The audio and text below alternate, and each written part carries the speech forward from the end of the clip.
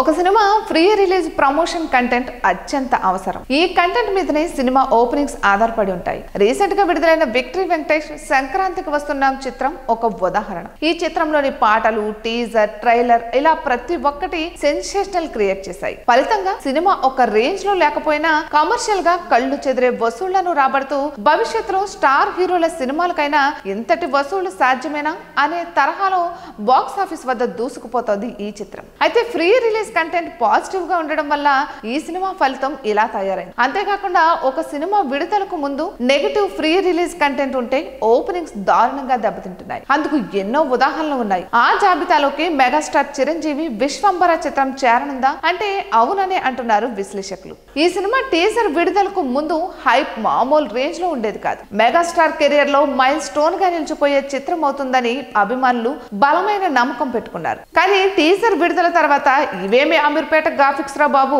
నిర్మాత దగ్గర డబ్బులు లేవా, సంతూర్ యాడ్స్ లో ఉండే షార్ట్స్ అన్నింటినీ తీసుకొచ్చి ఇందులో పెట్టారేంటి అంటూ సోషల్ మీడియాలో నెగిటివ్ టాక్స్ నుండి దారుణంగా ట్రోల్స్ ని చూడాల్సి వచ్చింది. అయితే ప్రేక్షకుల నుండి వచ్చిన ఫీడ్బ్యాక్ ని మెగాస్టార్ చిరంజీవి చాలా సీరియస్ గా తీసుకున్నారు. ముఖ్యంగా గ్రాఫిక్స్ వర్క్స్ పై ఆయన ప్రత్యేకమైన దృష్టి పెట్టారు. మూవీ క్రియేషన్స్ బ్యానర్ బడ్జెట్ విషయంలో వెనకాడుతున్నారట. హై క్వాలిటీ గ్రాఫిక్స్ అవసరమయ్యే షార్ట్స్ కి 10 కోట్ల రూపాయల రేంజ్ లో ఖర్చు చేయాల్సి ఉంటే కేవలం ₹1 కోటి మాత్రమే ఇస్తున్నారట. అందుకే గ్రాఫిక్స్ అనుకున్న స్థాయి క్వాలిటీలో లేవని ఇండస్ట్రీ వర్గాల్లో వినిపిస్తున్న టాక్. ఇక చిరంజీవి కూడా బడ్జెట్ పెట్టుకోలేనప్పుడు ఇంత భారీ బడ్జెట్ గ్రాఫిక్స్ ఉన్నటువంటి సబ్జెక్ట్ ని ఎందుకు ఎంచుకున్నారు? నేను కోరిన విధంగా గ్రాఫిక్స్ కంటెంట్ లేకపోతే అసలు నేను ఈ సినిమా పూర్తి చేయను, డబ్బింగ్ కూడా చెప్పను అని చిరంజీవి చాలా ఫైర్ అయ్యారట.